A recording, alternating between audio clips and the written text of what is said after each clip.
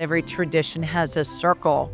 Can you say more about that? There's the idea of the healing circle itself, right? Where people might come together and literally sit in a circle and be together. Everybody will sort of go in deeper with themselves. And you might even put a person in the center who is then receiving from everybody positive intentions, visualizations of healing. The circle it's so many things.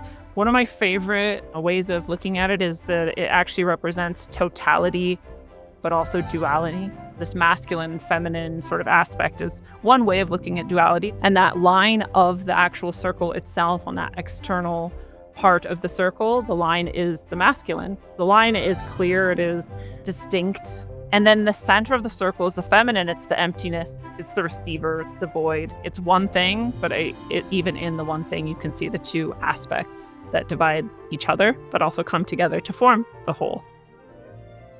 Hi, everybody. Welcome to the Ask Julie Ryan Show.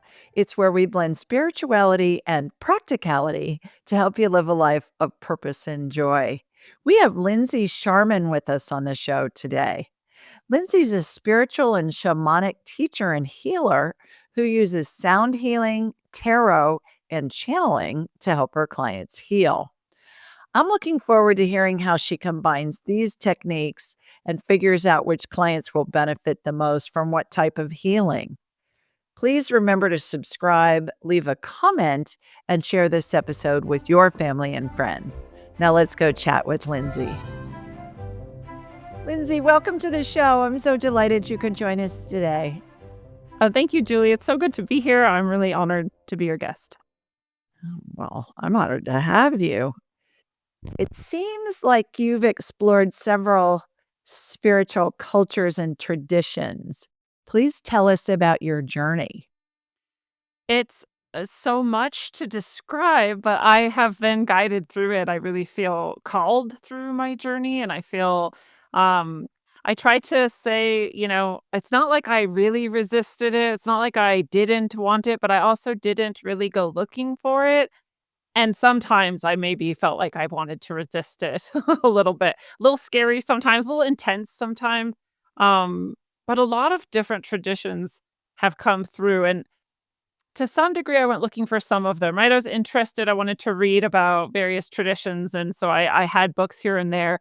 But really, life would throw me into situations with shamanic practitioners of various traditions and areas. And I would just sort of be trial by fire, right? Like just thrown into the mix and sort of trained in some things and brought through some healings and thrust into the heart of it. And so, I've had Native American shamanic teachers. I've had South American, Native American shamanic teachers. I've had Buddhist teachers, Taoist teachers, and esoteric mystery school teachers.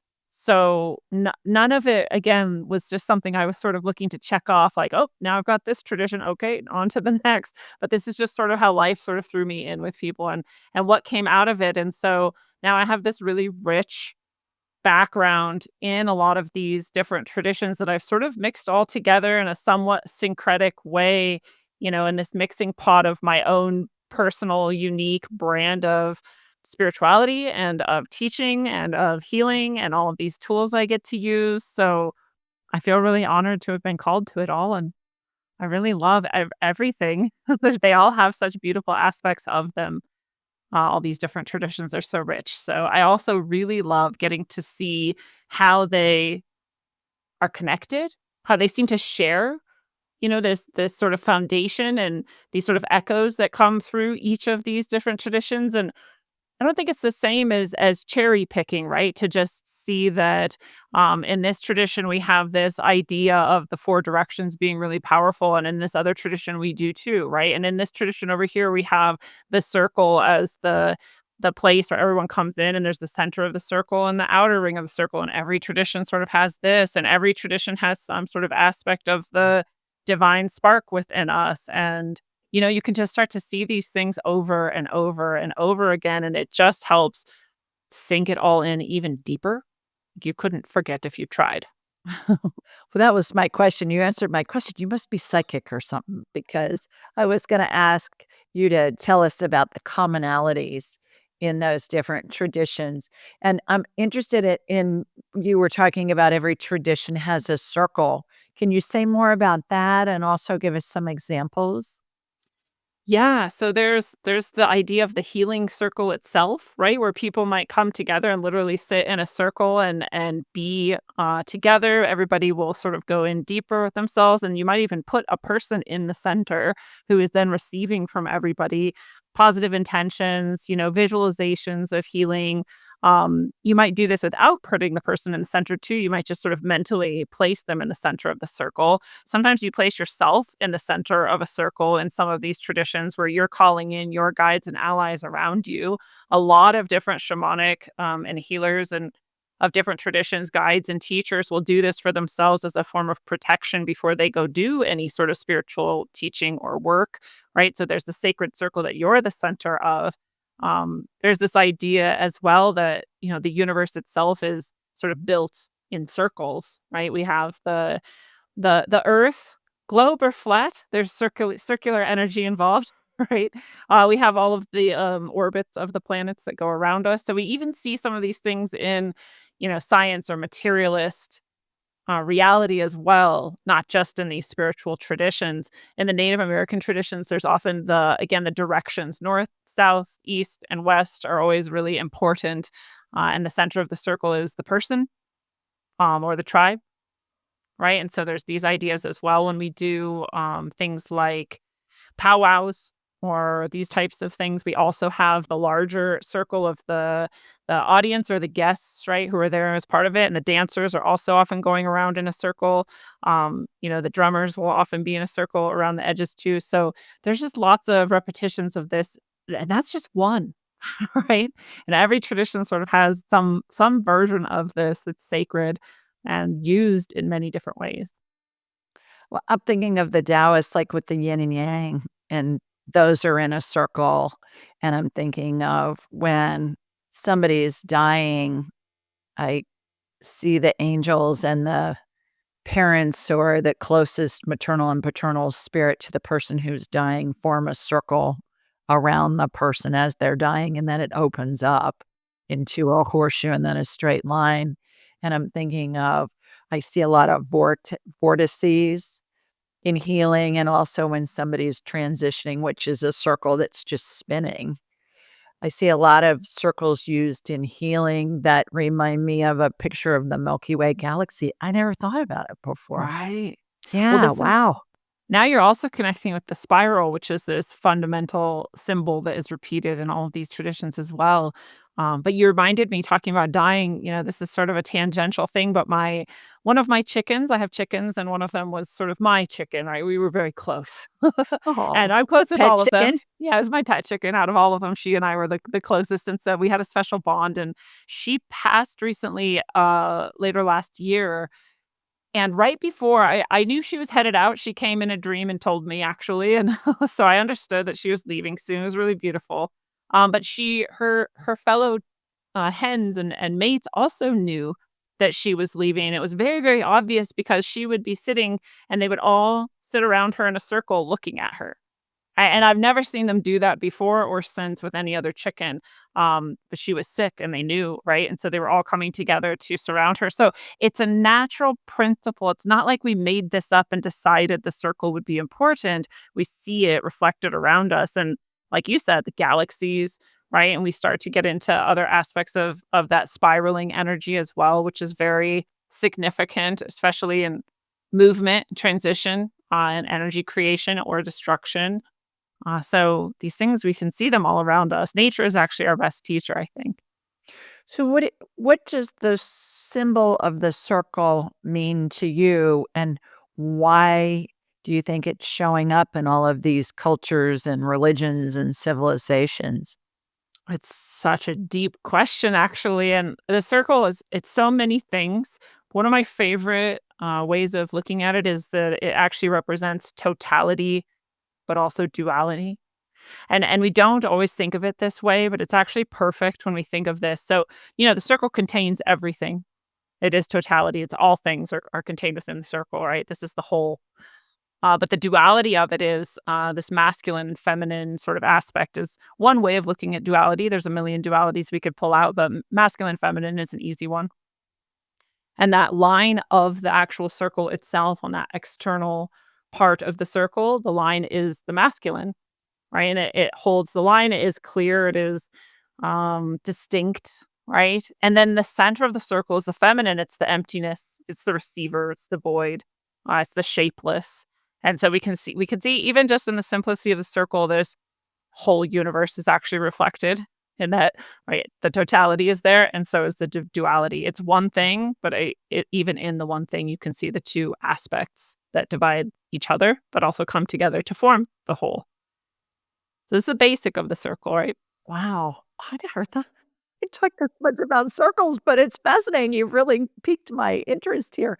I gotta tell you, I keep hearing it in my head, "The circle of life" from Oh, see? Lion King, Yes. but it's the circle of life. I'm hearing the song in my head while you're talking about the different circle energy. What are some of the other cultures? I mean, let's go down this rabbit hole just for another minute or so. What is some of the other cultures that use circles? I'm thinking about the Celts with the Celtic cross with the circle. I'm thinking about the Druids. What did the Druids use in circles? Do you Well, know? they had their, oh, I'm forgetting the word right now, but it's the arm band, the torque. And so it's a nearly complete circle, right? But it's meant to sort of touch, just sort of like the dragon eating its own tail or the snake eating its own tail is another Yeah. version of the circle. Oh And my that's gosh. also in multiple traditions, and that's that aspect too of that eternal, right? The totality, Yeah. like the beginning and the end are also contained in the whole. So there is no beginning and no end. That's true. Yeah. There are beginnings and endings, but they're really all just one thing, right? Yeah. Um, it's also, mathematically significant. But, maybe that came after. Like we saw nature and we saw these circles and it helped us understand reality and ourselves a little bit more. And so we're repeating it over and over again and using it in these ways. It's very powerful also. It's one of the strongest shapes, right? It has no angles and no corners. It's just perfectly curved. Every point is equidistant away from each other. So there's all these mathematically interesting things too about the circle, which I'm not going to be able to repeat right now. I love math. I'm not a mathematician, but the circle is very significant mathematically, and the numbers of it and all the different meanings they have. We could go on forever if we had a mathematician on the show about the significance of the circle. Yeah, that's way above my pay grade. Right. The other thing that is coming to my mind is the womb. You talked about the feminine being the void. Well, that's where creation happens, is in Yes. the circle in the womb for whether it be a human or an animal or seeds, most of them are round. Oh my gosh, you've got me going down the rabbit hole, girl, I fast. love it. Wow, Yeah. fascinating. Yeah. Even a very simple circle, we put the bindi or the dot right here for our third eye. Well, we can do it for any of our chakras, but that's the one that we're most familiar with usually is this dot on the forehead, and that's also just a very simple circle representing. Again, we could also make it a sphere, we could make it a spiral because when we get into it, it's representing this energy center here, the third eye, and that energy is going to look to us more like a spiral if we were to see it with our spiritual eye or in any other way that we could perceive it. Is that what that dot is on in the Indian culture? It signifies the third eye? I never knew Yes. what it was, but I know that women wear different colors whether they're married or whether they're single, I believe. Yeah, I think there's different reasons and different colors and so you can indicate different things just like we might say miss or misses could just indicate a different thing, but we always have the indicator itself. So yeah, there's a lot of different ways and there's a lot of different traditions that would use it in different ways too, right? Like when you would put the dot on or not have it on. And some people just always do, and some people permanently tattoo it there as well. Wow. I never knew that it signified the third eye, but that makes sense to me that it does. Interesting. Okay. What's orgone energy? So orgone energy is a word for the life force energy. It's created specifically by Wilhelm um, Reich. I believe I'm saying that correctly. Wilhelm Reich created this, and he it's his version of describing this, in my opinion. The life force energy has had multiple names throughout all these same traditions that we've been referring to. And there's prana, and there's chi, and there's ether, and there's just love. Love is what I like to call it sometimes, right? We can call it whatever we want, but it comes down to this life force energy that exists everywhere all the time in all things, to the smallest atom, to the largest elephant, to the largest solar system. It is, it is the current of all life. And Orgone is one way of describing it, and also this man, then created a way for people to be able to tap into it more easily. He also connected it to our sexual energy, which is also not uncommon in many traditions. Again, in especially in the Hindu and the Buddhist and some of these more esoteric mystery schools, sexual energy is life force energy as well, and that makes sense if we think about it. Right, we're creating life. This is part of the purpose of the act, and the energy itself is also therefore spiritually significant, or it can be depending on your view. And so he connected it with that, but I wouldn't in the West, I think we feel weird about that sometimes. I wouldn't necessarily attach too much to that.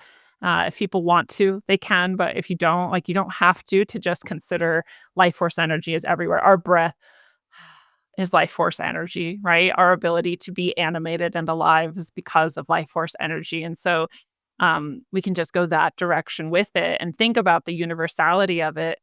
And we can think about how obviously it becomes more or less potent at some points in time, right? Sometimes we feel very high energy and we can run and play and our body feels good, our mind is clear, and other times we're very low, our life force energy is lower, we're recovering, we're sort of trying to store it up instead of use it. So he understood that it exists, that it has something to do with sexual energy, and that it can be increased or decreased and also perhaps contained in some ways. And so Orgone accumulators are something that he developed. I make my own special Orgone accumulators.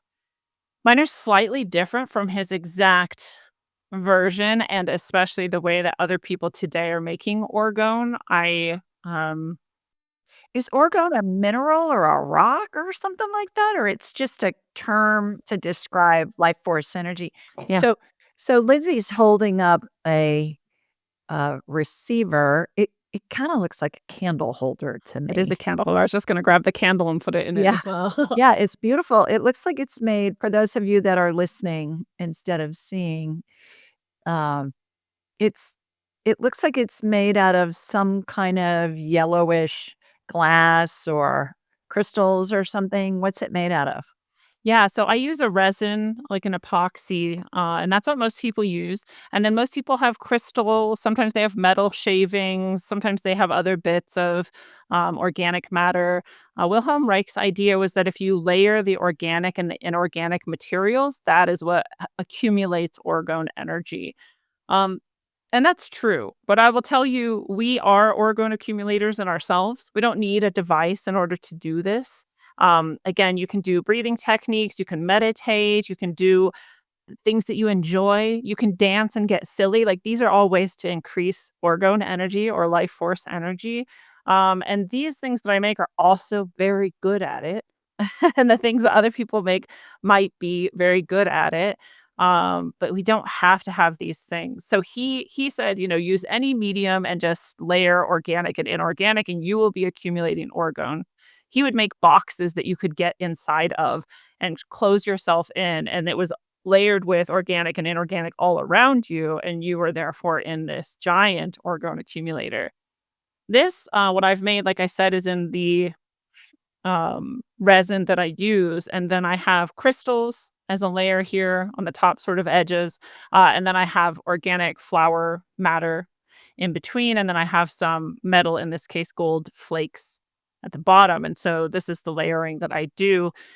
It's a little bit different. Like I said, I've never met anybody else who makes orgone like this. There's orgone everywhere. If you were to go to like a spiritual fair or something, you would see many, many booths with orgone, and none of them would look like mine. They're like a little bit similar in that they use resin, but otherwise they're quite different. I didn't want to make Orgone, and my guides and allies were very, very pushy about it, and so I finally started making it, and I do love it, and I'm very glad that I listened finally. And I'm glad because I see how powerful they are, and I see the energy around them, and I see how it affects the lives of the people who feel called to them and choose to have them in their lives and how they use them. So I'm glad that I did it. But like I said, I do it under their guidance, and that's also why it looks different than anyone else's orgone because I didn't learn from an orgone creator. I learned from, non-corporeal entities. So I just do what I'm told. I tell people. I must have been living under a rock or something because I never heard of orgone before. Obviously, I mispronounced it first. I said orgone, but orgone energy. I never heard about it. I I I didn't come across it, I guess, or if I did, I was oblivious to it. But in that candle holder that you made, you said it catches or attracts the energy. What do you see in that? Does it catch it, like, in the little indented part, or is it just have this aura around it, or what do you It looks to me like there is a spiraling energy that comes up and it kind of comes to a point right about here and it kind of on the edges too. So you might almost see that whole area around it like a I globe, do. but there's It sort of looks a like a point. Dairy Queen. It looks like a Dairy Queen soft serve ice cream Yes. cone Yes. And it's of interesting the if you energy that's coming up out of it. right, I agree. Yeah. Yeah, that's a good description. And, I've had people, well, I can just see it, I can feel it, you can see it or feel it. Some people will come test, right? If they're at a fair like this, let's say, and there's all this orgone everywhere, they'll test it with their oh gosh, I never Pendulum. pendulum, Pendulum. thank you. Yeah. They'll come up with their pendulum and they will hold it over it and they'll see, how much does it move. And when they come to my booth and do this, they're like, "Oh my God." I'm like, I know. I know, right? So you just Because put it it's you just put it out in your house and it brings in extra energy that helps you and your animals and your family and your plants and everybody feel better? Is that how it yes. works? Yes, I have a couple different ways that I use it and then how I teach people that I would like them to use it, although you're welcome to do anything you want with it. It's yours once you have it. But I have planted orgone at the corners and edges of my property so that it's sort of like a boundary and a barrier for me, negative energy isn't allowed here. It can't come onto my property, also, it's gathering more positive energy for the land here, clearing it of whatever might have happened here before I ever got to this land, just sort of increasing the general high energy of the property itself. So the plants and the animals and everything can be a little safer and a little bit more productive, a little happier, a little healthier.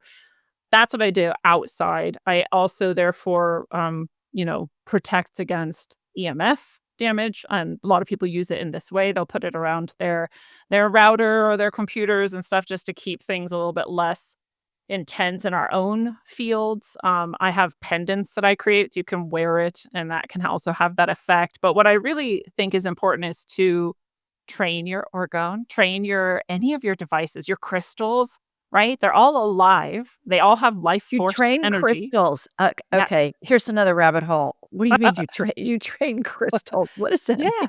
Well, they I've need to never know. heard that before.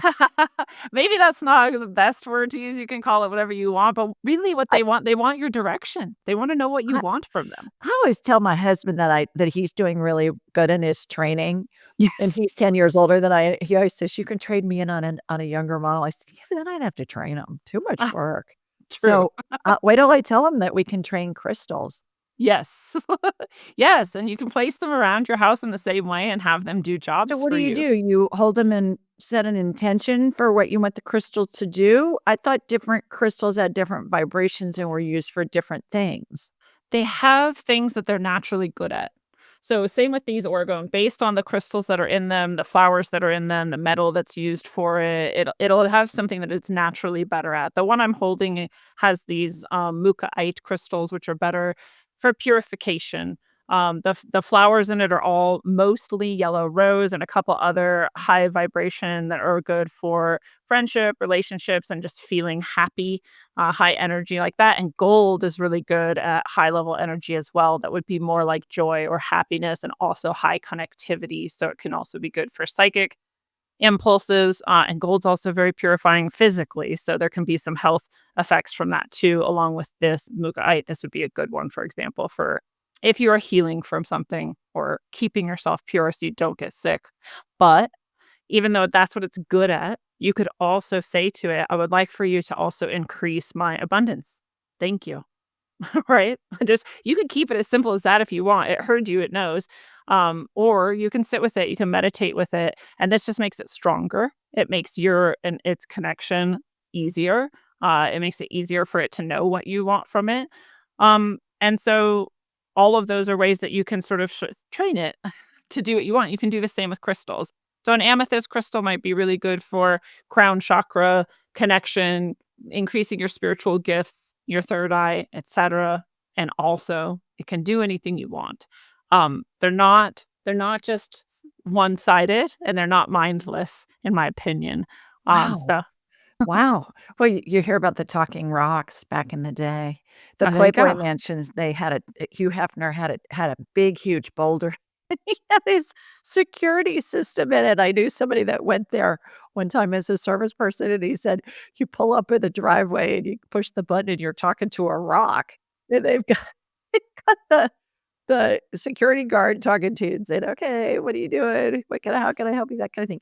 I I knew that love that. about silver, that silver has antimicrobial components because back in the day, the very wealthy would have silver doorknobs, and a lot of them were engraved, and we used to see them in antique stores. Now with the price of silver and gold being so high, you don't see them so much, but I can remember being in just like a neighborhood, know nothing antique store, almost kind of like a flea market type place, thrift store kind of place, and they'd have baskets of sterling silver doorknobs or silver plated doorknobs. I use, liquid colloidal silver. If I have a sore throat, I'll gargle with it. I always tell people don't swallow it, just spit it out, but it knocks out any kind of bacterial infection in a no time flat. So that's interesting. I didn't know that about gold, but it would make sense that gold would have healing properties as well because it was always such a precious metal and still is. Which is interesting too, because some people can wear gold, but they can't wear silver. They get an allergic reaction to one or the other. Do you know people Oh. like that in jewelry? No, myself, I just have to have stainless steel, gold, silver, something that's like a real A real metal. metal. Yeah, I Yeah. can't have, any of that. Cheap stuff will give me an allergic reaction. But I didn't know people would be allergic to either silver or gold. Yeah. That's interesting. Yeah. I've heard of Well, that.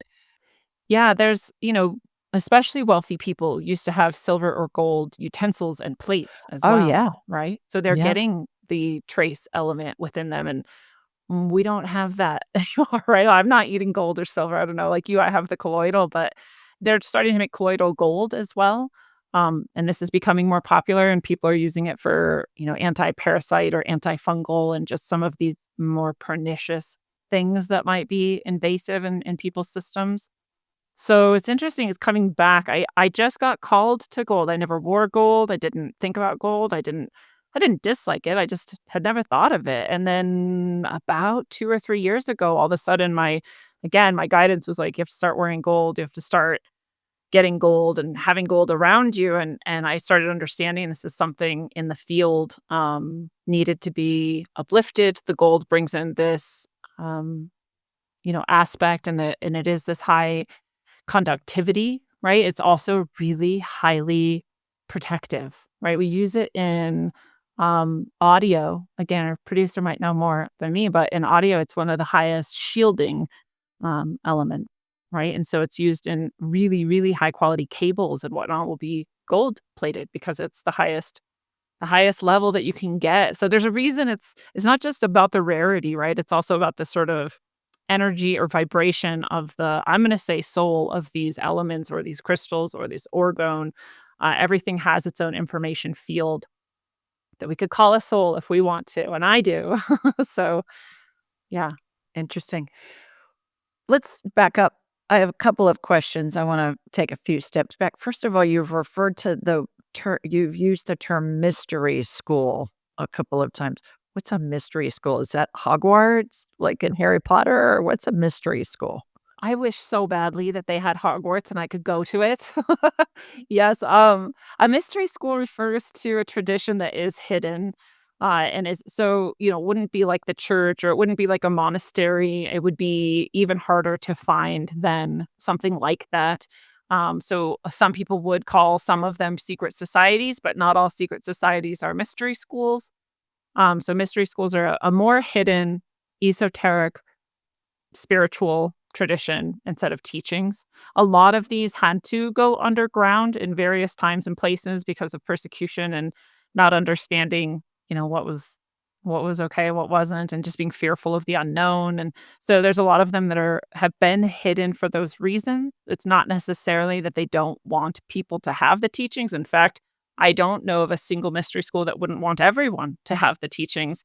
But not everybody wants them. Not everybody's ready for them. Not everybody would choose them, and a Yeah, lot of they're people. called. Don't you think people are called to that stuff? I studied the Kabbalistic healing for 3 years, and that may be considered one of those mystery school kinda deals because it was only taught to rabbis who were married, who were 40 years old Wow. or older and male, and there's Yeah. nothing written on it. It was all oral because it's so powerful, and there are many schools of thought that when how in the Bible Jesus goes from being 12 in the temple in the New Testament, and then he comes back when he's around 30, and people say, "Oh, okay, well, what happened during those years?"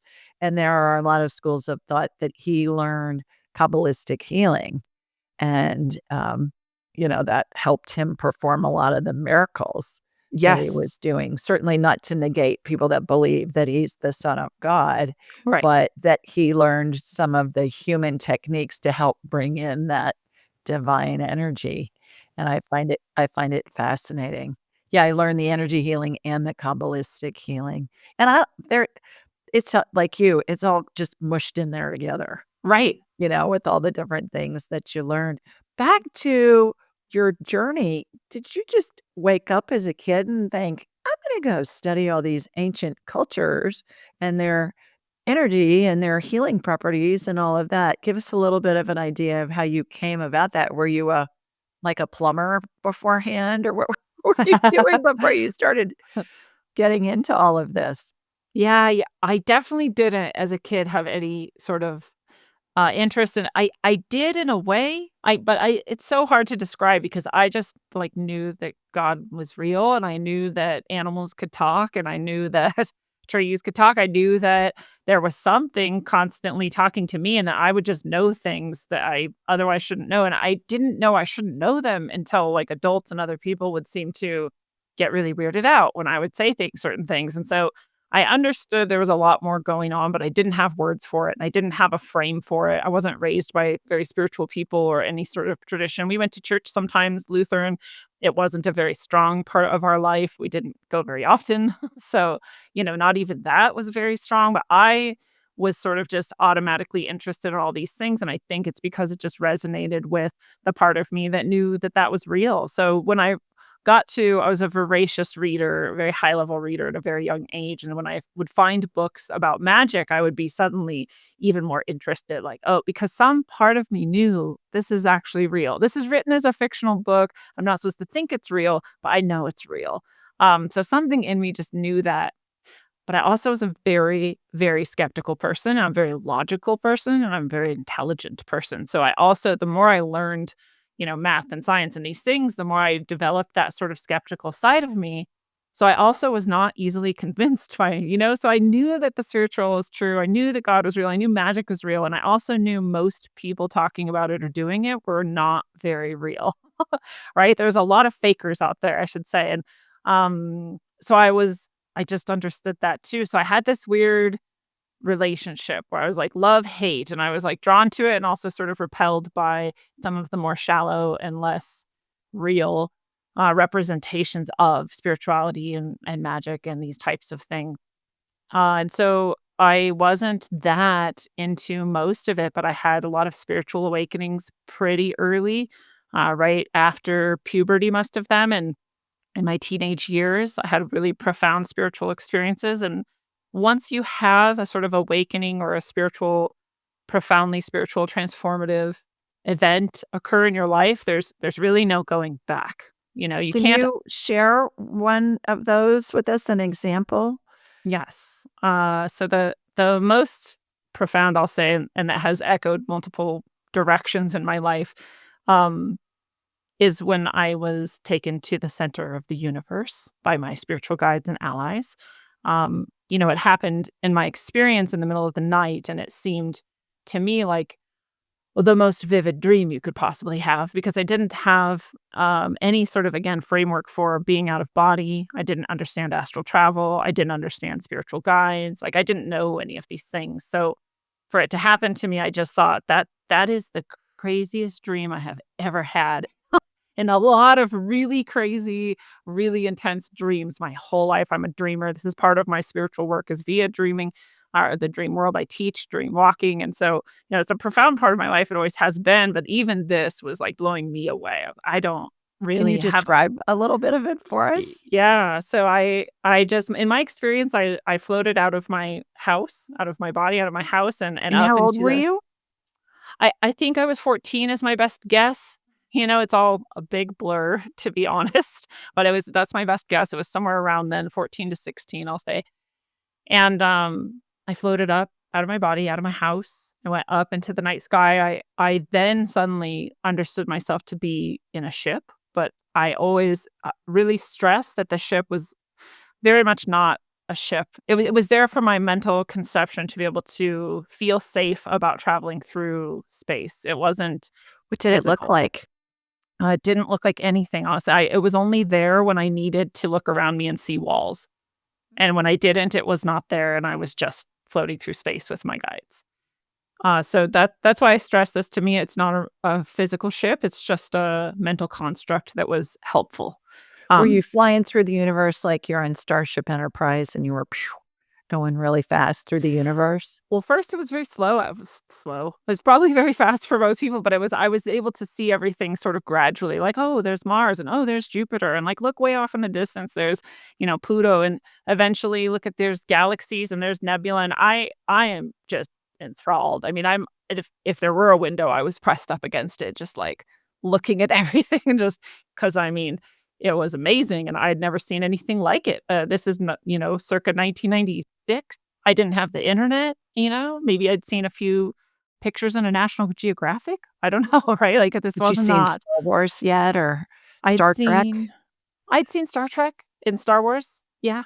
And this was very different. I mean, this It was was like different, okay. technicolor clouds of energy and stardust, and I Wow. don't know, more different than anything I had ever conceived of or thought of or imagined before. So all of my attention was just wrapped up in watching us move through farther and farther and farther. We had long since left the solar system, and I was still just watching all of this galaxies and, what I now know are like star nurseries and nebula and all these things. And I am just immersed in that. And we kind of moved outward away from a lot of the physical material of the universe. And we were in sort of an emptier space, and things were getting more sparse, and that was interesting too. I was still just fascinated and looking, and one of my guides, there was 3 of them there, and one of them said, "Look over there."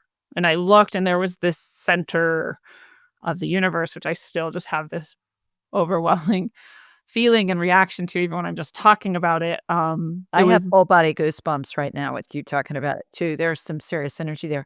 Did you know those spirit guides before this spaceship ride happened, or did you meet them during the Well, Jesus was there, so I knew Jesus Jesus. was there?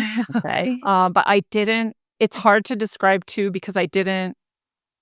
They were so in the background of the experience for me that I didn't focus on them until probably years later. I knew they were there, and that was about it. And now I know who all 3 of them are. And Who so were the other 2? Jesus is one, Lao Tzu is one, Oh, which yeah, yeah. so random to me, but makes sense to me now in my life. But and then the other one was me, about my highest self, Oh, wow. which I have chills now saying it. I didn't know that until last year, actually. So this is decades later that I realized I was one of the people Had there. you seen those spirit guides before, or was this the first time you'd seen them, or was it the first time you'd seen them together? It was the first time I would have conscious awareness of them being together. I had had a spiritual awakening with Jesus specifically a year or so before, so sometime before this happened, but um that was very rooted in pretty fundamentalist Christianity for me, that experience, and so very different than this experience. Same being, right, but a very different lens that I'm able to experience it through, because I had sort of let go of some of the really fundamentalist Christianity version of my awakening experience. It was What's necessary, it was Jesus good. look like to you? He looks exactly like a white person would see Jesus in our tradition, right? In our culture, like The he was the white European Jesus, version of the Jesus? European, yep.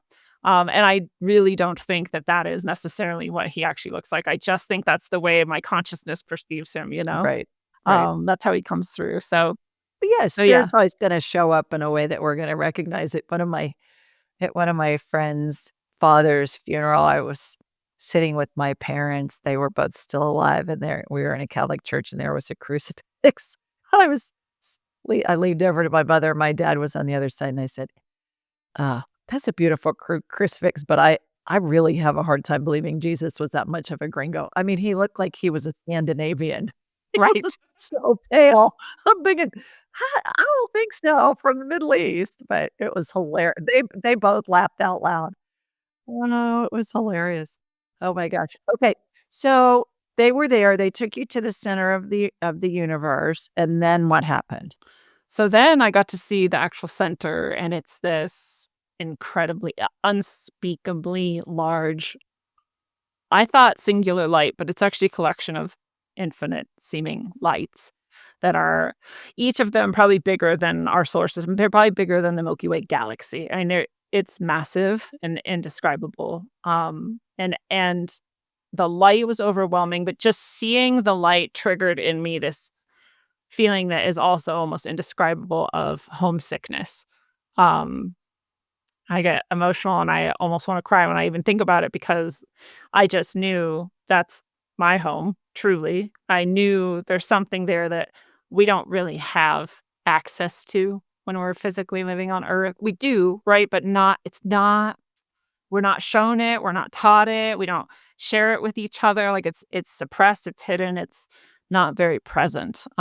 Absolutely right here, right now, but it is we're very disconnected from it, and so I was homesick, and I was also instantly sad that we don't get to just see that and connect with that and be that because it's right there, and it's God, and it's heaven, and it's right there, and it's real, and so I was just having this profound sort of like, "Oh my god, and there's my home, and there's this thing," and I just was like, "Can we go there?" And they were like, "No." They're kinda, like, laughing, like, "Haha, you yeah, you wish. No, we can't go there, not yet," right? Um which was very disappointing, but I was also still very excited just to be there and just to be seeing all of this, and they said, "Well, okay," after letting me drink that in for a while and let my soul sort of fill up on that energy for a while, they were like, "Now look back over," and I just saw from that light, from that massive bright light in the center, the physical stuff of the universe, the planets, the galaxies, the stars sort of came out in like a cone shape. So, and this happened on either side. So if you can imagine an hourglass on its side, it sort of spiraled out opposite directions in either way. And that was all the stuff of the universe. We were sort of out in this void space that is also the universe, but not filled with stuff. And they said, down here, almost at the very, very bottom edge of one of the halves of the hourglass, they're like, that's where you live. And I was like, "That's really far. That is so far from the center." And they were like, "Yeah, that's why it's hard there." And then they said, "We're going back now." And I was sort of expecting that same, slower sort of like, "Let's look at everything as we go." And no, we were just there, and then Earth was right in front of us. And I was like, "Oh, wow." So I just had realized that whole trip out was just for my benefit, was just to be able to see all of these different aspects of the physical universe and to see also and understand to some degree how far we are from the center of all things, which is what I call it now. And that we're just way out here, sort of in the boonies of the universe. Not a bad thing, but it's pretty far out and it's very very far energetically as well. It's not actually hard for that energy to reach here, but there is a sort of higher likelihood of an ease of detachment from feeling connected to that space when you're way out this far. So then we were back at Earth, and Earth was there in front of us, and I was seeing it just like, you would see Earth or and globe, beautiful green, blue weather, all of it, which is stunning enough in itself. And then it sort of developed like an overlay, and it was like billion, trillion, uncountable tiny vortices. We were talking about the spiral energy, right? And so it looked like I was looking top down at a tornado, except there was infinite of them, and they were all over the earth. And I thought, is this like a vision? Is this going to happen to the earth? Are there tornadoes everywhere? And they're no, no, no. Those are all timelines for you. And I was like, what do you mean? And they're like, each of those is a different life you could live, like as Lindsay right now. And I said, well, I don't understand. And they're like, well, you're going to choose one. And I was like, how would I ever choose from infinite timelines which one is the best? And I said, can you help me? And they were like, yeah. And they said, what do you want? And I said, I just want myself and everyone to have the best possible, highest possible experience. I just want everyone to be good, happy, and well. Like, which one is that? And they were like, "This one." And one of them just sort of like it was like it brightened, it was like it grew, and it was like I was sucked down into it all at once. They were all one sort of thing, and all of a sudden, I was popped back down into earth. And I didn't understand at all from that point forward what was really happening. It was very confusing until I ended up back in my body and woke up and sort of was able to piece it together. But I was in a city. It was very futuristic seeming. It seemed like a happy balance of technology, which I at the time couldn't have imagined. Very dark future I saw for us. I thought we were just, going to crash and burn. Humans could never make it. The world seemed like a crazy place to me. So, and technology seemed like a big danger to me, even at that young age. That those are the types of things I was worried about. And this was a very happy technological balance. So I was somewhat surprised I was in a clean, functional, technologically advanced city. And that all seemed very strange to me. And then I also my attention was drawn up to one of the, I'll say like skyscrapers in the city. And I sort of floated up to a higher level floor, maybe, 20 floors off the ground or something. And I was just looking at this window as though I was expecting to see something, but I didn't know what I was expecting to see. And I saw this very old woman who was just sitting at the window looking out, seeming very happy and content. And then this one of the strangest moments in a series of obviously very strange experiences that I'm describing, I was both me floating bodiless, looking at this person, and then I was also that person looking at me, realizing that that was the experience from way back earlier in my own life and that I was about to die. And then I was back and as me floating, looking at the person, and then I was being sucked back in time. And so I realized I had come back into the timeline at the end of it and seen myself at the moment of my own death as an old woman. So uh that's nearly indescribable. I still am overwhelmed by that experience, and I still have skepticism. I still have doubt that I'm going to actually make it to that age, that I'm going to be in that happy at that advanced age, that I'm gonna be in a city like that, that is beautiful and technologically balanced. Like, all of those things, I accept them. I definitely accept that they're highly possible, but some part of me is still like, "Really? Is it gonna be like that? I don't know. I guess we'll see." Um and then I had this strange experience as though I was moving back on a timeline, but I didn't understand that in the moment. I literally saw numbers of years moving past me at high speed as I was going backwards through them. Um, and I actually didn't see anything that I can recall before or after 2020. So the year 2020 appeared, and all of a sudden I saw scenes and I saw myself doing different things, and they were very quick and kind of jumbled and pretty fast and blurred, but I understood and saw, but I didn't have a single thing from after 2020. So that's always been really interesting to me. Then I woke up. I got closer and closer to 1990, whatever this was, 96, 97, whatever, and saw that happening, and then I saw my house getting closer, so then it started becoming like a reversal of timeline, but also a proximity to my where my body was still hanging out in time and space, and then I just slammed back into my body, and I woke up, and again, I just thought that was the craziest dream I have ever had. Took me a while to understand. Not that long, honestly, it was just a handful of days, but it was stunning, and, I didn't have anyone to talk to about it, so I just had to sort of just try to integrate it all by myself in this and People go to would school, you know? people would have thought you were just on some kinda serious drugs Oh, yeah. with that kind of a thing. What did you glean from your analysis of it? Is there a basic point to the dream that you've been able to wrap your head around?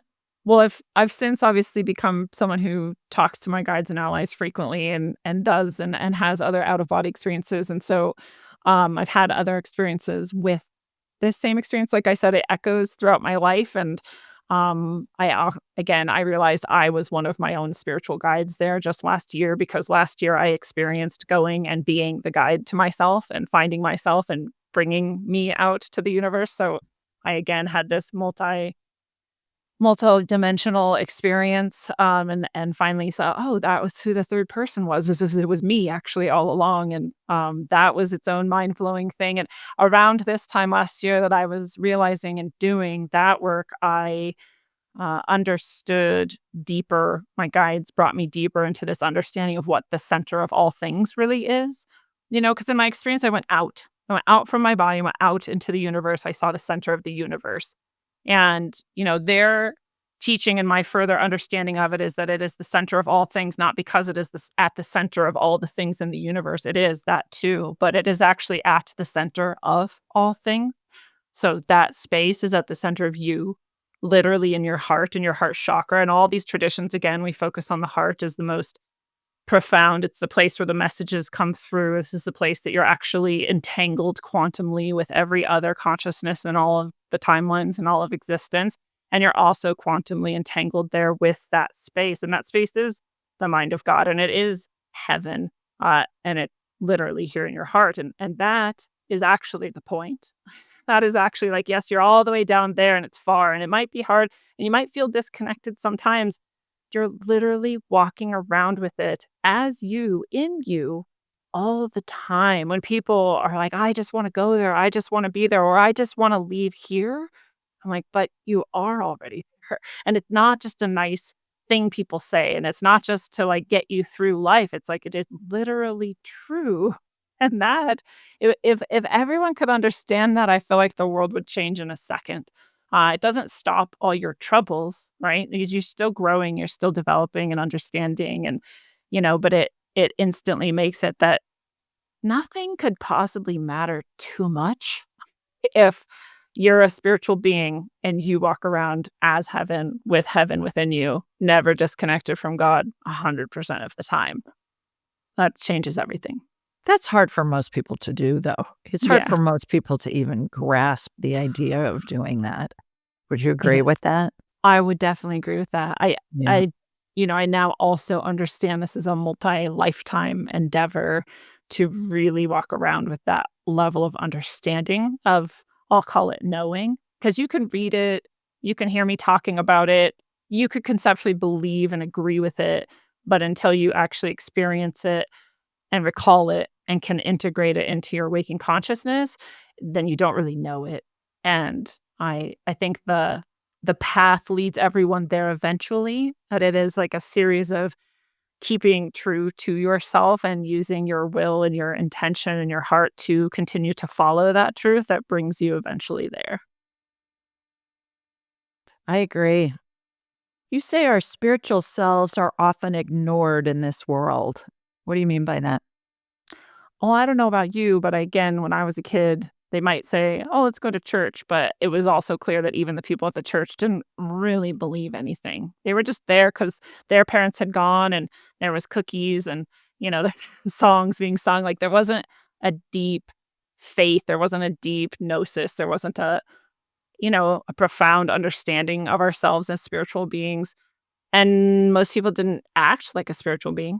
right? They acted like a petty, just like shallow, vain, prideful, whatever, all of these, what we call like the sins or our lower nature. And so I just felt kind of alone. Like, well, I know we have a soul. I know this is spiritual. I know there's something beyond this. So why doesn't anybody really seem to know that? And again, it's not part of our teaching. We don't teach kids to meditate. We don't teach kids about their energy body. We don't teach kids how to be psychic. Some people do, and I love that, and it's amazing. But this isn't just an accepted part of our culture. Even in cultures that are considered to be sort of more spiritual, there's a lot of it that becomes more about, following the steps or checking off the boxes to be a good person or to be a part of your faith than it is an actual experience of yourself as divine. And so we're just separate from it. We're not given those experiences. We're not invited into those understandings. And a lot of times if you do sort of talk about it or bring it up, a lot of people aren't very comfortable with it. Right? Like you and I are talking about it. We like it. The people we talk to are probably into it. But if you just go into a random location and start talking about your soul and God, people are like, whoa, crazy lady. Right? So it's not just not present, it's also somewhat shunned or shut down. It's disconnected. And even our traditions have mostly been lost, mostly been emptied of a lot of meaning. And we don't even know sometimes why we're doing the things we're doing. Like we have a Christmas tree. I don't know. We just do it. Right. So, um, yeah, which is great too. I'm not against it. It's just, it's sort of lost a lot of the reason for it, right? The meaning Mm. behind it and the Yeah, deeper aspect of what's going on here. I agree with you on that. I love to find out where things originate, like the Christmas tree and like the the whole Santa Claus thing and there are some scientists that believe that the Star of Bethlehem was really a shooting star and things like that, and the wise men were fortune tellers and psychics wha and what else? Healers, basically, Yeah. that they were I love to read all that history stuff that really helps us see where our traditions and legends perhaps have originated, or certainly it's part of the tradition over the years, if you will. It's fascinating. Yeah. What's ego death and why do you believe it's important? It's actually the exact reason we were just talking about, right? Even that experience I just described has some ego death in it because some part of me had to realize, like, I'm not just a physical clump of cells named Lindsay. Like, that is not what's happening here, right? And that's ego death. Our ego thinks, oh, I'm a body and I have to protect this body and this is what I am and this is what's most important about me. And here's my identities and I'm attached to this and that. And this is what I do. I'm into this type of music and I right? All of that stuff. Not bad. It's not bad to have an ego. Not ego's not a negative thing. It can be if it's out of control. But ego death is when the ego realizes, oh, I'm not all that. I'm in fact none of those things. And in fact, all those things I was attached to are nothing and don't matter at all. Like at all. And the further I go and the more times it's been proven to me, I've experienced and I know that I am not my body and I know that I am this infinite eternal energy or consciousness instead, that I've had multiple lifetimes and I will probably have multiple more. The more times I experience that, the harder it is to actually even have much ego. Like it's hard for me to care about identities or things or be attached. People say, "Oh my God, isn't it horrible that this happened?" And consciously, I know it is, but I don't actually feel that much about it. I'm like, "It's okay. It'll be fine." Right? It's actually like, and this is the hardest when someone transitions, right? When they pass on, some part of me is like, "Yeah, good job." And that's not what people wanna hear, and that's not and I have enough tact to not do that, right? But some part of me is experiencing that where I'm like, "Awesome." That's not right, that's maybe a little too much ego death, I'm not sure. But even about people who I'm close to, right? I love you, and I have the sadness, I have the grief. The ego part of me and the part that wants to hug you more is sad. And also the other part of me is, like, so excited that now I get to interact with you more on that level, and you get to experience this, and you get to remember who you really are, like, these are fantastic things. So, that's ego death. Very scary, I think, for some people, especially the first few times you might experience something that really shows you, that reality isn't quite what you thought it was and that you are not what you thought you were. That can be a little terrifying. It can be disruptive if it's done in the wrong way or at the wrong time. So, it's a beautiful thing, and I think it is most beautiful when it happens sort of naturally. You don't have to necessarily go chasing it or induce it. You don't have to force it on yourself. Do you have to die in order to experience it? No, but that is one way to do it, and people who have near-death experiences obviously have that. People who have near-death experiences are the ones who told me that my center of the universe experience was a near-death experience. And I was like, "But I didn't die," and they're like, "Well, you don't really know that. You were just in your bed, right? Your heart could have stopped, who knows?" And I was like, "That's technically true." Um, so they actually invited me to call it a near-death experience, and so I do sometimes, again, not because I claimed that title, but because the people I've talked to enough and near-death experiencers, and they tell me that that is what I experienced. Um, and so you can also have a transcendental or profound spiritual awakening experience, and that can be ego death too. You can also do it with plant medicines, right? And some of these entheogenic substances and psychedelic substances can induce ego death. But that's again where I get like, you don't have to go there. If you feel called to it, go there. And if you Yeah. don't go there. Yeah, I always say learn woo-woo because you can have all of these hallucinogenic spiritual experiences, no drugs needed. Absolutely. Yeah. Yep. And if you're gonna do the drugs, do them with somebody that really knows what they're doing. We've had a Hmm. couple of therapists on who do the plant medicine, and it helps people with PTSD and other Yeah. psychological wounds and things like that, and I think there's definitely a place for it, but boy, that's the thing that they talk about the most is don't be going out in the woods with some guy that says that he knows what he's doing. You need No. to really double check and verify that this person is either a licensed professional or is somebody who's a shaman, perhaps has been doing it for decades, and people that have been on those retreats because apparently there can be problems Oh yeah. that can result as a matter of using those plant-based medicines.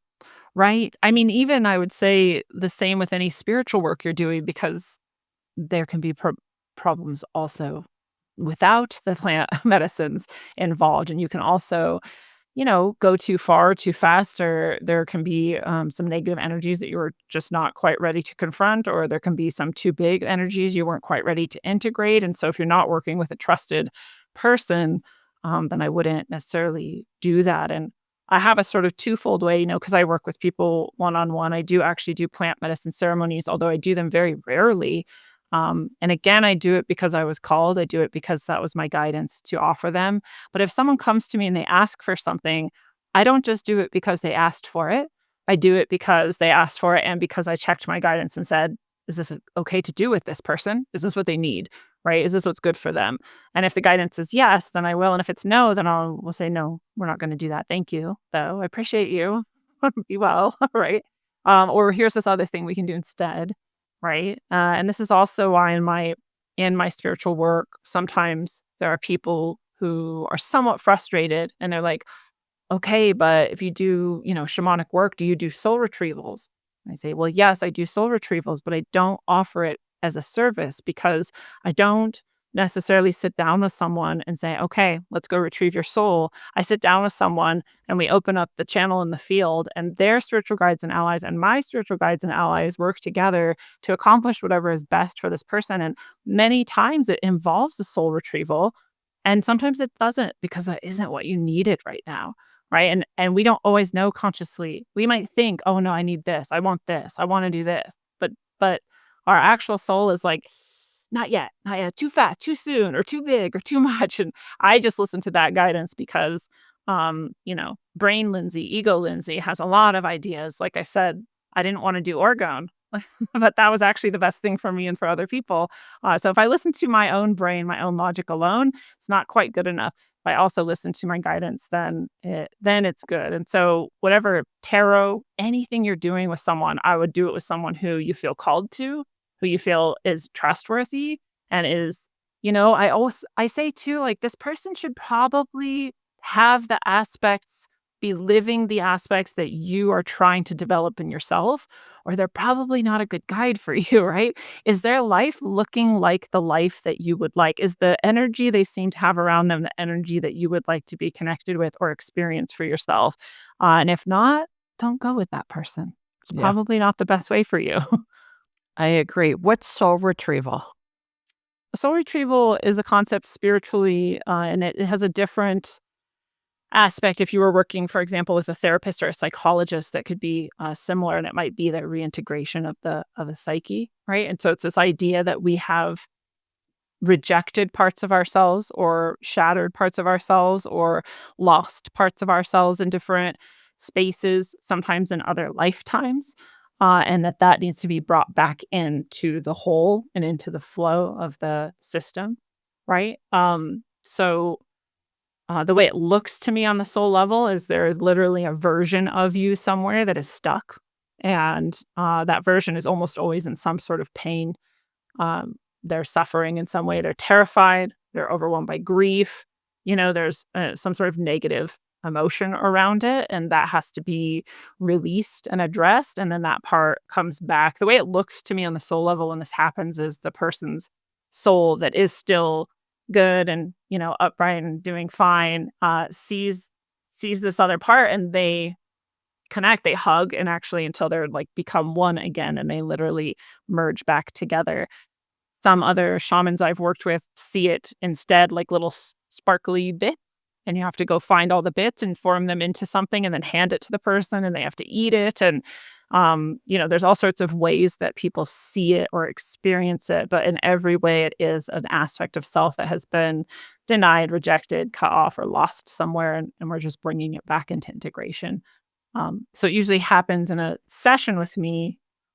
There might be an immediate experience the person has, which can be visual, or it can be a sound, or it can be a physical feeling that they feel. But then it actually integrates over time, right? The work that we do in a moment is actually echoing in various directions in time. And so they actually start to see their behaviors change or their relationships change over the next week or months, and they start to have synchronicities around it. And so that's always really interesting to see the experience the person has outside of like the moment of the work itself. It's really interesting. I'm seeing a big jigsaw puzzle like that preschooler or elementary school child would use, maybe with 15 pieces in that thick, heavy cardboard. And there are pieces that are missing. And you go retrieve that piece and it goes back into the cardboard puzzle. Not one of those ones with 500 little teeny Yeah. pieces, but ones with like maybe 10 or 12 or 15 pieces. And it's interesting to me that I'm seeing that because I'm wondering if it has to do with so many of those parts of the soul that you're retrieving are pieces that became disassociated either in childhood or have the childhood energy because we didn't understand what was happening even though we were an adult. Does that make sense? That just Yeah. came into my head. Yeah. It is very frequently looking like a child, even if it wasn't necessarily something that happened as a child. Yeah. Yeah. But we're looking at it like a small child or even an adolescent Yeah, like, we're like, child. "Whoa, what just happened?" It's shocking, it's overwhelming, you might it's also, usually true. So, sometimes the soul piece will be in another life, and we'll have to travel pretty far. My guides and allies and their guides and allies have to travel pretty far to find it, and then we'll see it, and I'll see sometimes a little glimpse of that life or the whole life or something, or even the time period or the place or whatever. And we'll get it. We'll bring and I'll have understood, sort of why it happened or what was around it. We'll bring it back, and sometimes you have to gently coax it back into the field of the person because they are still in rejection of it. I mean, there's a reason they left it. They don't really want it. None of us really want this far back. We do. We just don't know it. It feels like we want to reject it. And so we coax it back into the field, but even though it came from a past life, there is often something in this life that echoes it. We almost never don't have a correlate for it. So I I might agree. say in that life, you did this horrible thing and you couldn't get over it, and so you left it there, but when you were a kid in this life, you accidentally hurt a cat or something, right? And 'cause it had the same energy, and you were, like, rejected that even harder because some part of it reminded you of the thing you really don't wanna remember, which is multiple lifetimes away. So some people will say, like, "Why did this thing affect me so much? It was small. It wasn't that big of a deal." Like, I look at it and I go, "Why was I traumatized by this?" And it's almost always something of the flavor of it reminds you of an actually much more deeply traumatizing event from a different time, different place. I see that too. There's a semblance of a script that will, and we have many, many scripts that we're exploring, and I'll see that repeat in multiple lifetimes. Different set of variables, different time, different place, different gender, different set of circumstances, but same basic script. So I completely agree with you. I've experienced the same thing. Do you believe that we live multiple lifetimes concurrently? I so I did not think that, and then earlier, or sometime last year, I had a what felt exactly like a past life memory to me because 'cause I've had, I think, 10 now, and it felt exactly the same. It had the exact same qualities, but it was very clear this person was alive right now in Japan, and so I thought, "What is that?" And I can't understand it when I haven't gotten clear guidance around why that is or what that is. It feels like it's a part of me, but it just isn't. So I'm very confused about it still. And I don't know that I don't think I'm living concurrent lives, and I don't think that's me. But maybe it is. I don't know. My closest I can come so far is that soul has had just sort of like mirror experiences. Like we had the same types of incarnations at the same times. We were having the same sorts of karma and the same sorts of experiences, but in different ways. And here we are, and we're just almost exactly resonant. Does that make sense? And I wonder if that's what it is. So I still don't think we live concurrent lives, but maybe it's possible. Last question, why do we incarnate? Well, I think we incarnate at first because we would love to go through the experience of being itself, right? And if we are in that heavenly God space, like we don't have that experience. We're just in the one. We're unindividuated. There we are. It's all good. It's all nothing, really, because if it's all the same, then what is it? And so we don't really experience anything or much. And so we just want to be and we want to experience. And once we do, well, now there's karma and there's cause and effect, and there's moving through all the layers of consciousness. And we're just really on our way back to where we came from. Like I said, that home. It's the reason it felt like home. That's where I'm from. That's where you're from. That's where we're all from. And so we're headed back that direction. So we keep incarnating to sort of have the full experience and get all the way back up and reconnect and remerge. But there are people who are choosing to come.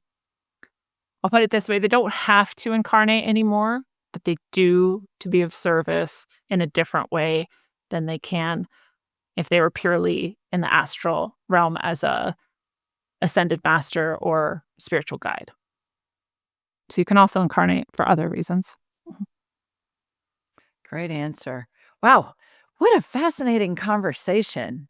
My goodness, I had prepped for this as I always do, and I had a whole bunch of questions for you we didn't even get to because we went down the circle rabbit hole and some of these other ones that were really fascinating and I think give us lots of food for thought. So, thank you for weaving and curving and going over hills and down in valleys and all of that with this conversation with me. How can people learn more about you and your work? Oh, thank you so much, Julie. It's been fantastic conversation. I'm glad and happy to talk anytime about any of this. It's my favorite thing. So thank you for being here and being you and asking all these beautiful questions. People can find me at rogueways.org. that is my main site. You can get my books there. You can book sessions with me one-on-one if you want to work with me. You can see the classes I offer. I do events every week. I do the lightning tarot or oracle round where people can come and get a message from their spiritual guide or ally. I do 1 day of brightness events every solstice and equinox. I have a retreat coming up this summer in Crestone, Colorado. So there's lots of stuff to check in with there that's going on. You can sign up and be on my email list to get notified of any of that. I also do channel messages from my guides and allies from, I call them the spiritual ancestors, and they're the ascended masters that have gone before us. And those messages come out on my Substack at rogueways.substack.com. And there are also some of them in the books that I write. You can also get those on Audible, Barnes& and Noble, Amazon, or anywhere else that books are. And yeah, that's probably enough for people to go check in with. I'd love to see anybody in any of those places. All righty. Well, everybody, like I said, we've given you lots to ponder. So in the meantime, sending you lots of love from Sweet Home, Alabama, mwah, and from Colorado, too, where Lindsey is. We'll see you next time.